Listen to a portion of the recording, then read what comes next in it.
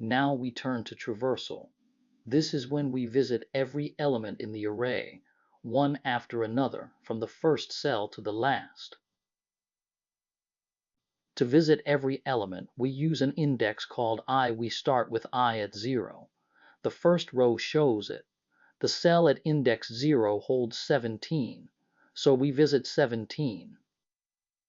Now we add 1 to I is 1.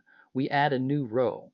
The cell at index 1 holds 42, so we visit 42. The first row stays so you can see the whole walk. We add 1 again. I is 2. The cell at index 2 holds 8. We visit 8. I is 3 now. The cell at index 3 holds 99. We visit 99. I is 4. This is the last cell. The cell at index 4 holds 5. We visit 5. Now I becomes 5, but 5 is the size, so the loop stops. This last row shows the stop. We never touch index 5. We have visited all n elements. So traversal is big. O of n, we do one visit for each element. Access jumps to one cell. Traversal repeats that jump for every cell.